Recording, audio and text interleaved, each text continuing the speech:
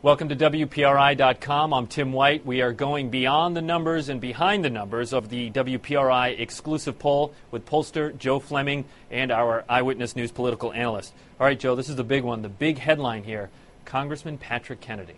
Well, I think what we're finding is Congressman Kennedy could have a real serious race this time.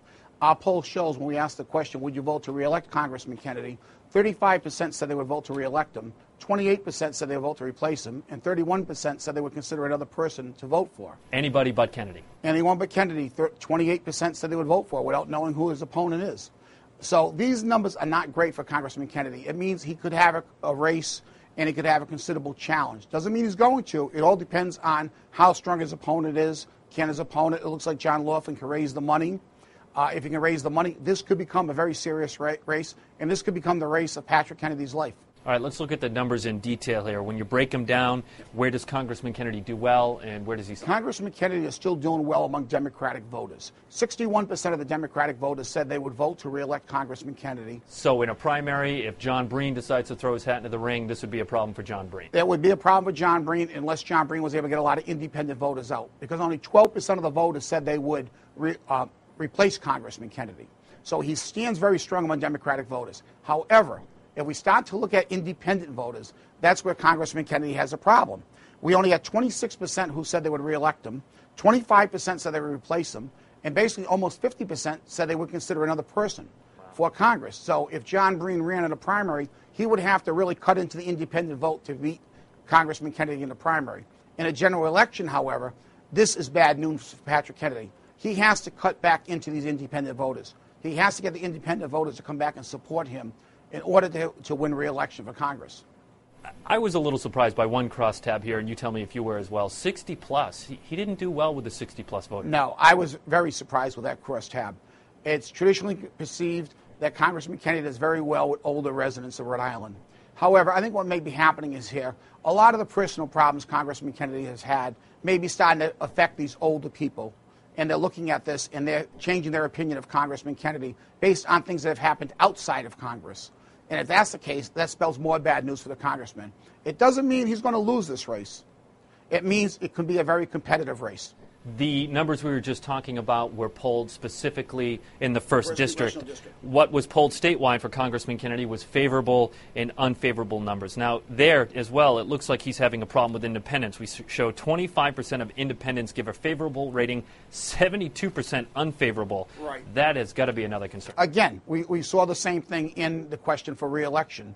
But yes, statewide, independent voters, by large margins, do not like the type of job that Congressman Kennedy is doing. Again, that was a whole statewide sample, not just in his first congressional district. So obviously, when we look at the favorability in his first congressional district, it's much higher than it is in the second district. So he does better in the first district, which is a good sign for Congressman Kennedy. But overall, the numbers with independent voters has to be a big concern, especially with what happened in Massachusetts with Scott Brown.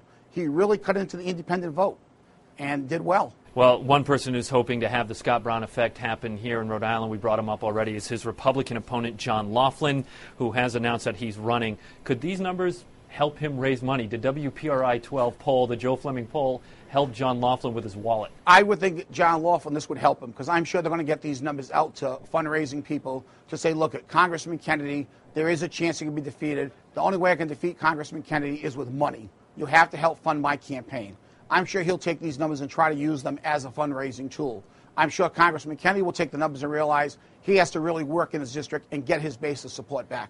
All right, let's compare apples to apples here. You also did a poll looking at Congressman Jim Langevin. It's clear he's weathering the storm much better. Right now he is. His vote to re-elect is 42%. His vote to replace is 14%. There's a difference of a 3-to-1 ratio. With Congressman Kennedy, it was only 7%.